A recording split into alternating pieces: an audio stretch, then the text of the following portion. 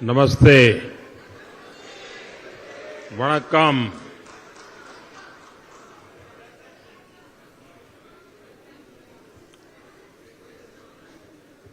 आप सबको नमस्कार।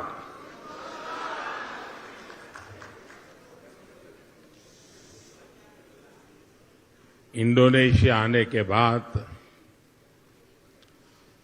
बाली आने के बाद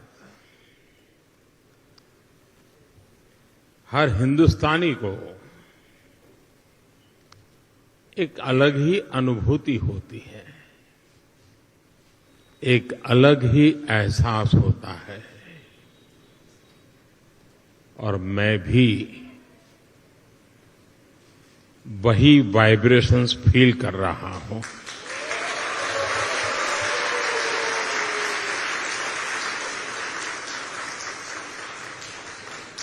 जिस जगह के साथ भारत का हजारों वर्षों का रिश्ता रहा हो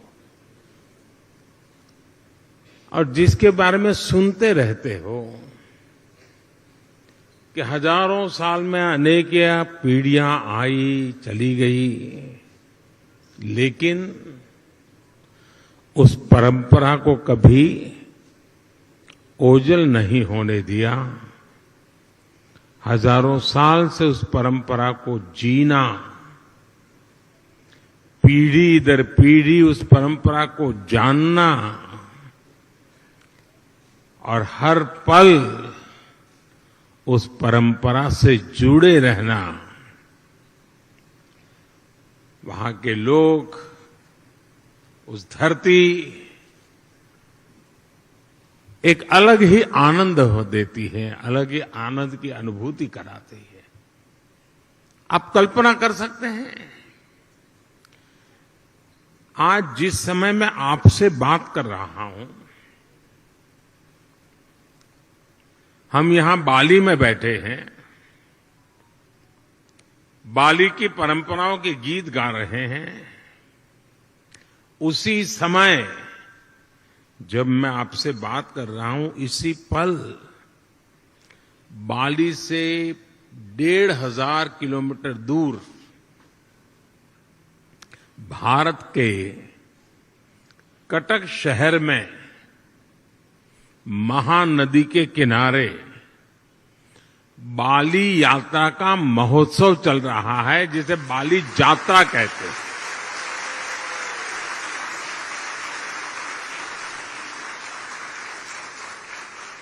और ये बाली यात्रा है क्या? ये महोत्सव भारत और इंडोनेशिया के बीच हजारों वर्षों के ट्रेड रिलेशंस को सेलिब्रेट करता है। इंडोनेशिया के लोग इस बार की बाली यात्रा के फोटो इंटरनेट पर देखेंगे तो उन्हें वाकई गर्व होगा, आनंद होगा, उत्साह से भर जाएंगे। और कई वर्षों बाद, बीच में कोरोना के कारण जो दिक्कतें आई, उसके कारण कुछ रुकावटें आई थी, और अब कई वर्षों बाद बाली यात्रा, ये महोत्सव उड़ीसा में बहुत ही बड़े स्केल पर भव्यता के साथ, दिव्यता के साथ, लाखों लोगों की भागीदारी के साथ, मास पार्टिसिपेशन के साथ अभी मनाया जा रहा है। मुझे बताया गया कि वहां के लोग ये बाली यात्रा के स्मरण में एक स्पर्धा चला रहे हैं। कहते हैं कि कागज के नाव बना करके बहाए जाएंगे, और वो वर्ल्ड रिकॉर्ड करने के मूड में है। इसका मतलब ये हुआ कि उड़ीसा में आज जो लोग इकट्ठा हुए हैं, उनका शरीर वहां है, लेकिन मन बाली में है, आप लोगों के बीच में है। साथियों, हम लोग अक्सर बातचीत में कहते हैं इट्स अ स्मॉल वर्ल्ड, ऐसा ही शब्द है, it's a small world. Bharat और इंडोनेशिया के संबंधों को देखें तो ये शब्द नहीं है, ये हमें सच्चाई नजर आती है, सटीक बैठता है।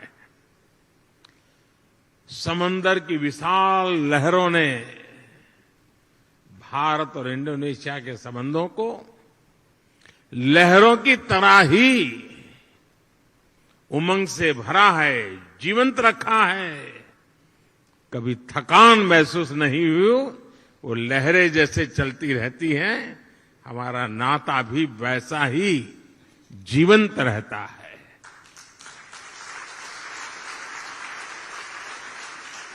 एक समय था जब कलिंग, मेदांग जैसे साम्राज्यों के माध्यम से भारत का दर्शन, भारत की संस्कृति इंडोनेशिया की धरती तक पहुंची।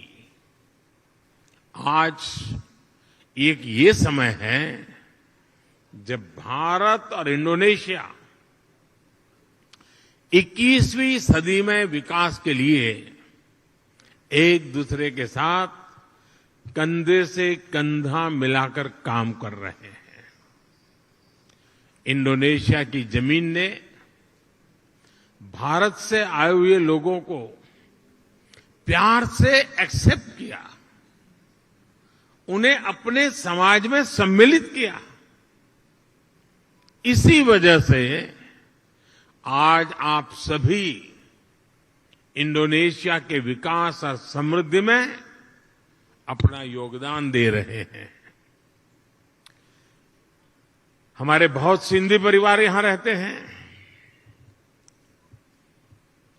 और भारत से आए हुए हमारे सिंधी परिवार के भाई बहनों ने यहां के टेक्सटाइल सेक्टर में, स्पोर्ट्स गुड सेक्टर में, इतना ही नहीं, फिल्म और टीवी इंडस्ट्री में भी काफी कुछ कंट्रीब्यूट किया है। गुजरात से जुड़े हुए काफी लोग यहां हैं। जेम्स, डायमंड्स, माइंस, इवन खेती, किसानी, उसमें भी वो लोग नजर आते हैं। भारत से आए हुए engineers, chartered accountants, professionals Indonesia के विकास के सहयात्री बने हुए हैं। कितने ही तमिल भाषी कलाकार यहां की संस्कृति, यहां के आर्ट्स को और समृद्ध करने में अपना योगदान दे रहे हैं। मुझे याद है जब 3-4 साल पहले इंडोनेशिया के बप्पा नयोमान न्यू आर्टा जी को भारत ने पद्मश्री से सम्मानित किया था। उस समय भारत का राष्ट्रपति भवन तालियों की गड़गड़ाहट से गूंजता ही रहता था।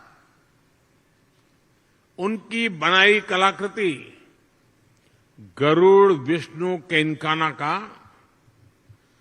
कोई शायद हिंदुस्तानी ऐसा नहीं होगा जो उसकी प्रशंसा न करता हो। ऐसे ही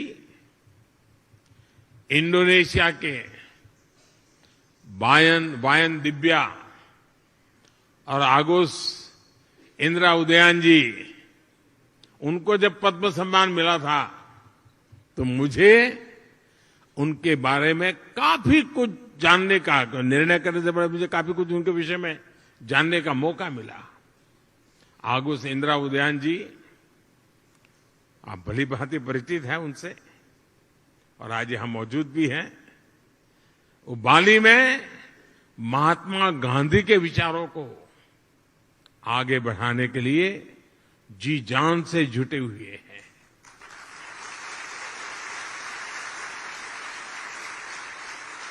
मैंने कहीं उनका एक इंटरव्यू देखा था, उसमें वो कह रहे थे कि भारत की सबसे बड़ी विशेषता अतिथि देवो भव की है। यानी अतिथि देवो भव, ये भावना जो है, ये हर भारतीय के रगों में है। अपनत्व का ये भाव प्रकट होता है। मुझे इंटरव्यू पढ़ के अच्छा लगा, लेकिन मुझे एक ही बात और भी बतानी चाहिए। अपनत्व के विषय में भारत की तारीफ हो रही होगी, लेकिन इंडोनेशिया के इंटरव्यू पढ़ के अच्छा लगा, लेकिन मुझे एक ही बात और भी बतानी चाहिए। अपनत्व के विषय में भारत की तारीफ हो रही होगी, लेकिन इंडोनेशिया के लोगों का भी अपनत्व कम नहीं है।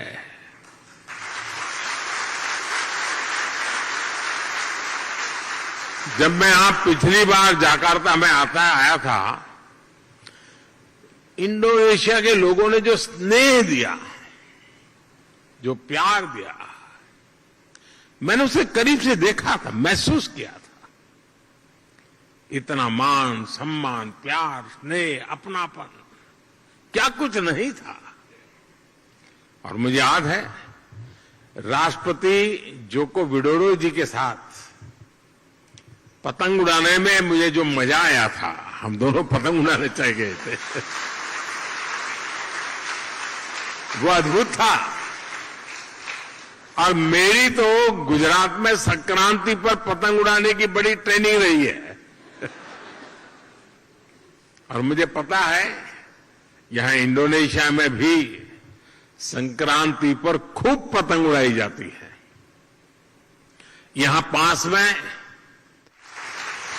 और ऐसा नहीं है कि भारत और इंडोनेशिया का साथ सिर्फ सुख का है, आनंद का है, अच्छा है तब नाता है, ऐसा नहीं है। हम सुख दुख के साथी हैं। अगर सुख में साथी हैं तो हम दुख में भी उतने ही साथी हैं। हम सुख दुख में एक दूसरे के सुख दुख को बांटने वाले लोग हैं। जब 2018 में इंडोनेशिया में इतना बड़ा भूकंप आया, तो भारत ने तुरंत ऑपरेशन समुद्र मैत्री शुरू किया था।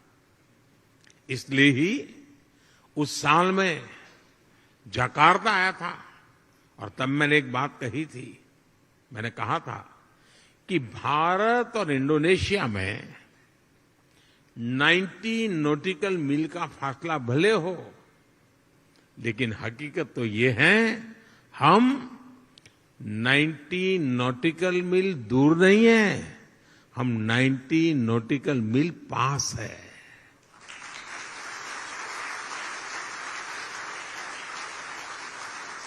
साथियों, जीवन के पग पग पर, क्षण क्षण में ऐसा कितना कुछ है जिसे भारत और इंडोनेशिया ने मिलकर के अब तक सहज कर रखा है।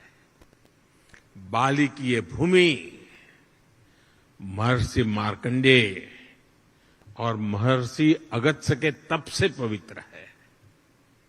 भारत में अगर हिमालय है तो बाली में आगुंग पर्वत है। भारत में अगर गंगा है तो बाली में तीर्था गंगा है। हम भी भारत में हर शुभ कार्य का श्री गणेश करते हैं। यहां भी श्री गणेश घर घर विराजमान है। सार्वजनिक स्थानों पर शुभता फैला रहे हैं। पूर्णिमा का व्रत, एकादशी की महिमा, त्रिकाल संध्या के जरिए सूर्य उपासना की परंपरा, मां सरस्वती के रूप में ज्ञान की आराधना, अनगिनत चीजें हम कह सकते हैं। ऐसी बहुत सी बातें हैं जो हमें जोड़े रखती हैं, जोड़ती रहती हैं। बाली का जन जन महाभारत की गाथाओं के साथ बड़ा होता है और मैं तो द्वारकाधीश भगवान कृष्ण की धरती गुजरात से यहां पला बड़ा हूं। मेरा तो जीवन वहीं बीता हुआ है। बाली के लोगों की जैसी आस्था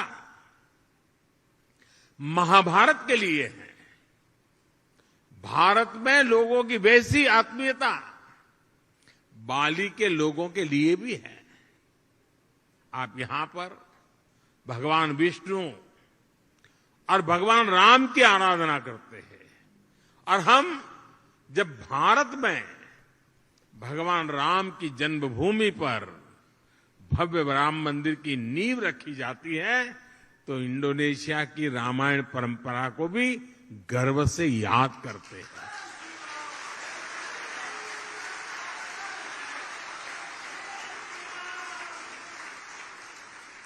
कुछ साल पहले जब भारत में रामायण फेस्टिवल का आयोजन हुआ था, तो इंडोनेशिया के भी कई कलाकार, यहां से कई कलावृंद भारत आए थे, और अहमदाबाद में, हैदराबाद में, लखनऊ में, अनेक शहरों में वो अपना कार्यक्रम करते करते वो अयोध्या आए थे। उनका आखिरी समापन कार्यक्रम अयोध्या में हुआ था और बहुत वाहवाही हुई थी। हिंदुस्तान में जहां गए अखबार भरे पड़े रहते थे। भाई और बहनों, बाली में ऐसा शायद ही कोई व्यक्ति होगा जिसकी अभिलाषा नहीं होगी कि अपने जीवन में एक बार अयोध्या या द्वारिका के दर्शन न करे, ऐसा शायद कोई भी इंसान नहीं होगा। भारत में भी लोग प्रम्बानन मंदिर और गरुड़ विष्णु केनकाना की भव्य प्रतिमा के दर्शन करने के लिए बहुत ही इच्छुक रहते हैं। कोरोना काल से पहले एक साल में ही 5 लाख से ज्यादा भारतीयों का अकेले बाली आना ही इसकी गवाही देता है। साथियों, जब विरासत साझा होती है, जब मानवता के प्रति आस्था समान होती है, तो प्रगति के लिए भी समान रास्ते बनते जाते हैं। कुछ महीने पहले ही 15 अगस्त को भारत ने अपनी स्वतंत्रता के 75 साल पूरे किए हैं।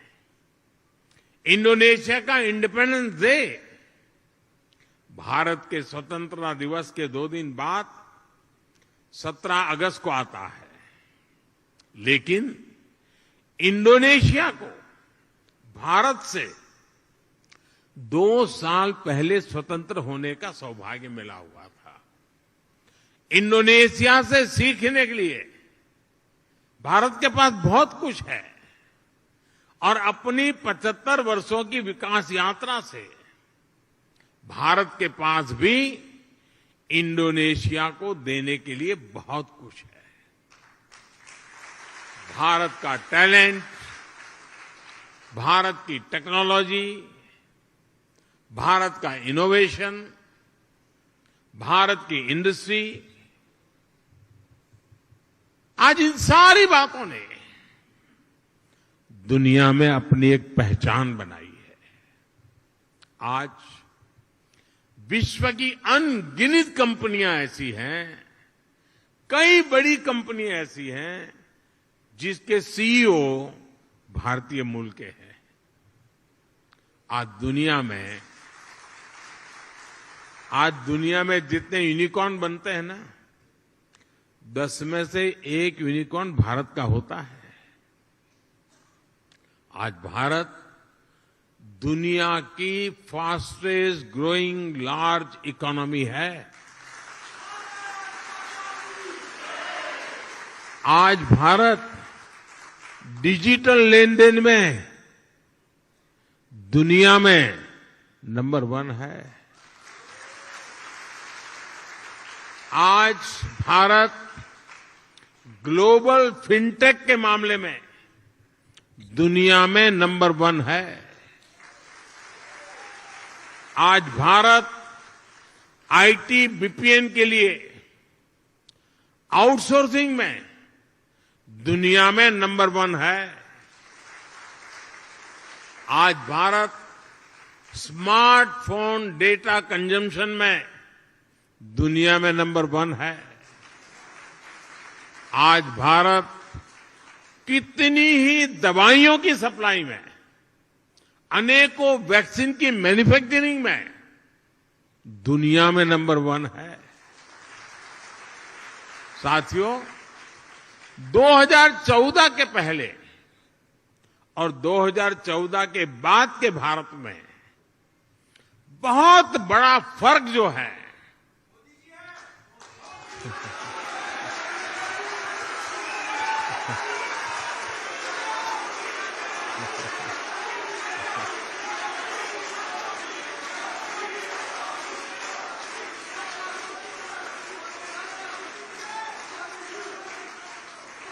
वो जो बहुत बड़ा फर्क है वो मोदी नहीं है,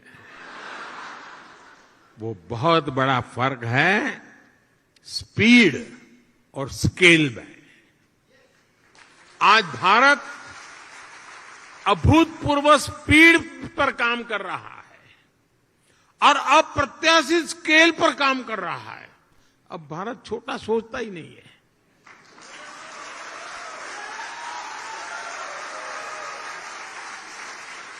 स्टैच्यू बनाएगा तो दुनिया में सबसे बड़ा, स्टेडियम बनाएगा तो दुनिया में सबसे बड़ा। 2014 के बाद से भारत ने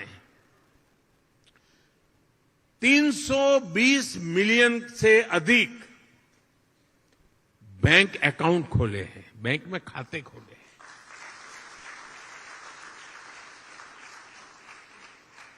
इसका मतलब ये हुआ कि अमेरिका की कुल जनसंख्या जितनी है उतने हमने बैंक खाते खोले हैं।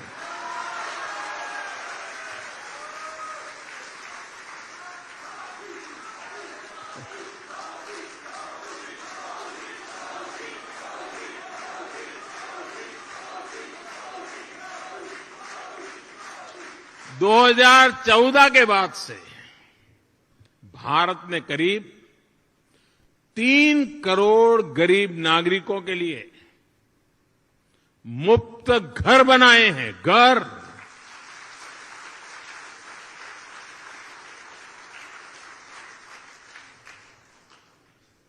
और घर ऐसे नहीं बनता है, जब घर मिल जाता है ना तो इंसान रातों रात लखपति बन जाता है। और जब मैं 3 करोड़ घर की बात करता हूं, इसका मतलब क्या है? इसका मतलब ये है कि ऑस्ट्रेलिया के परिवार को नहीं, ऑस्ट्रेलिया के हर नागरिक को घर मिल जाए, इतने घर बनाए हैं।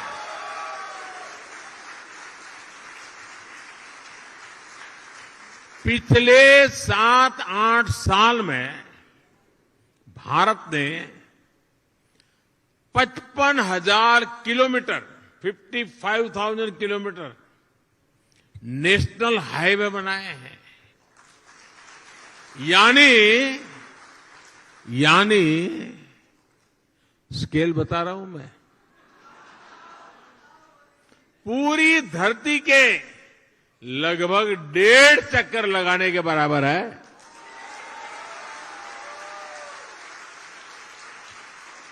आज भारत आयुष्मान भारत योजना के तहत जितने लोगों को 5 लाख रुपए तक के मुफ्त इलाज की सुविधा दे रहा है, 5 लाख रुपए तक अगर उसका मेडिकल बिल 1 साल का बनता है तो जिम्मा सरकार उठाती है। इसका बेनिफिट कितना लोगों को मिलता है? 5 लाख रुपए तक की मेडिकल सुविधा जो मिलती है वो पूरे यूरोपियन यूनियन की कुल आबादी से ज्यादा लोगों को मिलती है।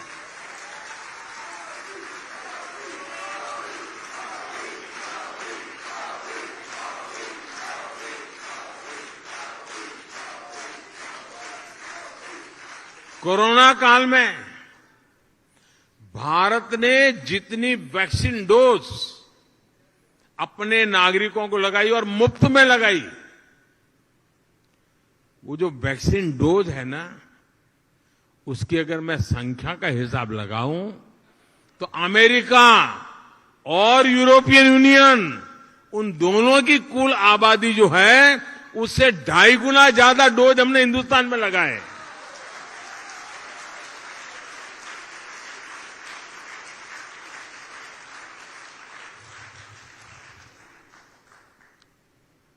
ये जब सुनते हैं तो आपका सीना चौड़ा होता है कि नहीं होता है? आपको गर्व होता है कि नहीं होता है? आपका माथा ऊंचा होता है कि नहीं होता है? और इसलिए मैं कहता हूं कि भारत बदला है। साथियों, आज का भारत अपनी विरासत पर गर्व करते हुए, अपनी विरासत को समृद्ध करते हुए, जड़ों से जुड़े रह करके आसमान छूने के लक्ष्य के साथ विकसित भारत बनाने के लक्ष्य को लेकर के अब निकल पड़ा है।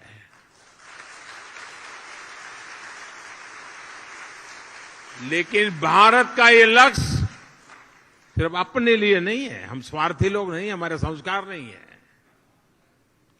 21वीं सदी में आज विश्व की भारत से अपेक्षाएं हैं, जो आशाएं हैं, भारत उसे अपनी एक जिम्मेवारी समझता है, एक दायित्व के रूप में देखता है, और हम दुनिया की भलाई के लिए अपने आप को आगे बढ़ाने के लिए मक्कम है, संकल्पबद्ध है।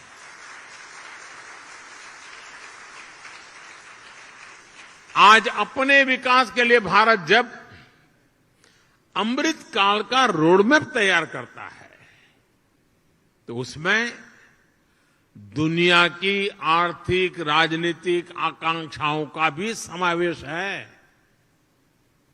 आज जब भारत आत्मनिर्भर भारत का विजन सामने रखता है, तो उसमें ग्लोबल गुड की भावना भी समाहित है। रिन्यूएबल एनर्जी के क्षेत्र में भारत ने वन सन, वन वर्ल्ड, वन ग्रिड का मंत्र दिया है।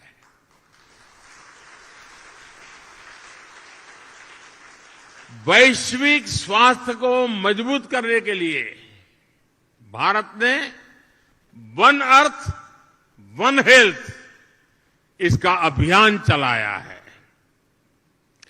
क्लाइमेट चेंज जैसी चुनौती से निपटने के लिए, और जो आइलैंड कंट्रीज होते हैं, उनके लिए तो भारत एक वरदान के रूप में काम कर रहा है। क्लाइमेट चेंज की जो मुसीबतें हैं, उसको निपटने के लिए भारत ने विश्व को मिशन लाइफ का समाधान दिया है। मिशन लाइफ यानी lifestyle for environment. Mission life यानी पृथ्वी के प्रत्येक नागरिक द्वारा ऐसी लाइफस्टाइल को आत्मसात करना जो पर्यावरण के अनुकूल हो, जो क्लाइमेट चेंज की चुनौती से हर पल निपटती हो।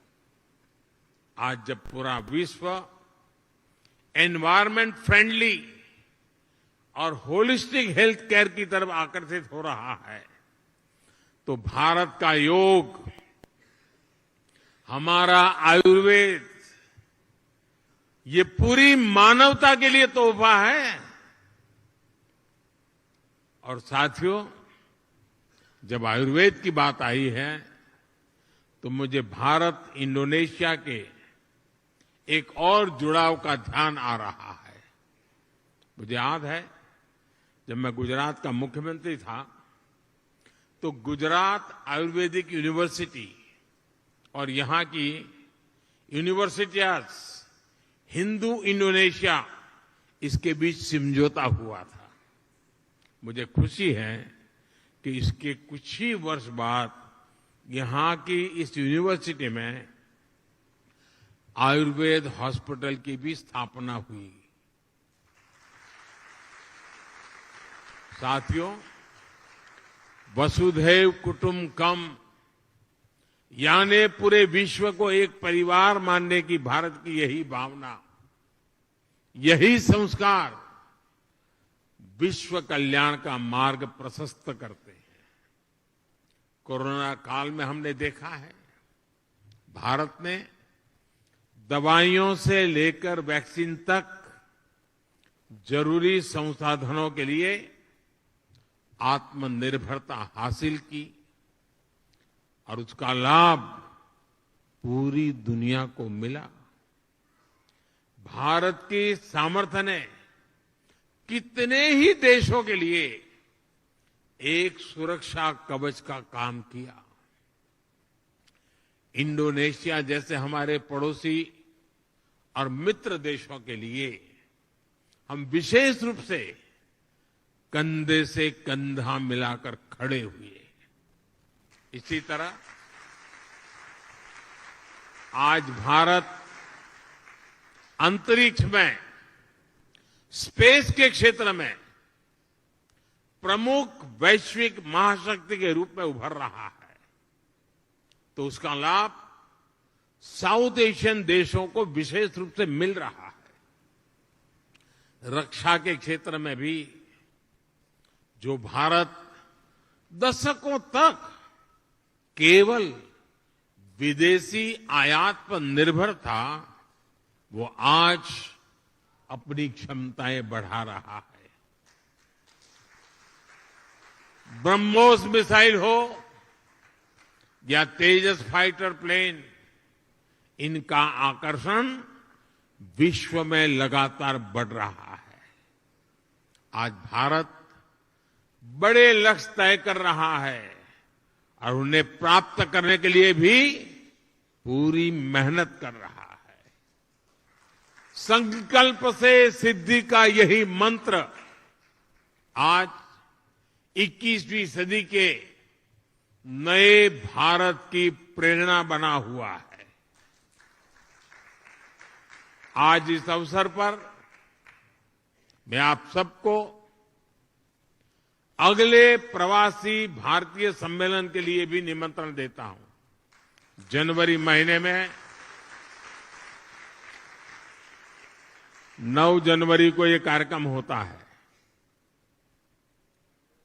इस बार ये आयोजन मध्य प्रदेश के इंदौर में होगा और इंदौर वो नगर है जो पिछले 5-6 बार से देश में स्वच्छ शहर के नाम पर हिंदुस्तान में नंबर 1 रहता है।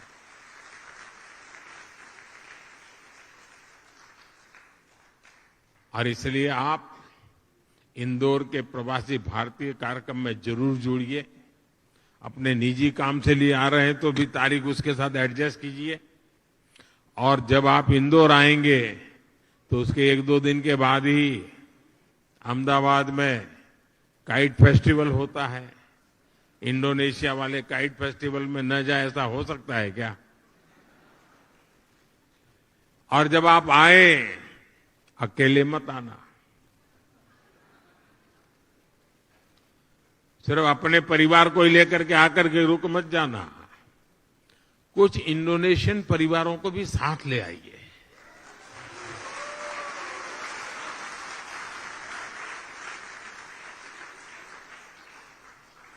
मुझे विश्वास है भारत और इंडोनेशिया के संबंधों को मजबूत करने में आपका सहयोग और सक्रिय योगदान निरंतर बना रहेगा। आप सब पूरी मेहनत से आपकी इस कर्मभूमि के कल्याण के लिए, आपकी इस कर्मभूमि में जितना ज्यादा योगदान दे सके देते ही रहेंगे। ये भारत के संस्कार है और देने भी चाहिए, ये हमारा दायित्व बनता है। और मैं देख रहा हूं हमारे बोहरा समाज के बहुत साथी यहां आए हैं। और ये मेरा सौभाग्य रहा है कि सैयदना साहब के साथ मेरा बड़ा निकट संबंध रहा है। मुझे बहुत प्रसन्नता होती है, दुनिया में कहीं पर भी जाओ, कोई मिले या न मिले, मेरे बोहरा परिवार के लोग तो आएंगे ही।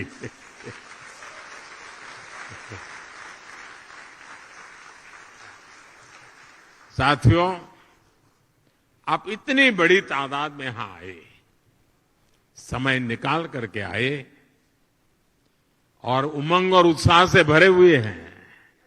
और मैं देख रहा हूं कि उड़ीसा में बाली यात्रा में जितना उमंग है, उतना ही उमंग यहां नजर आ रहा है मुझे।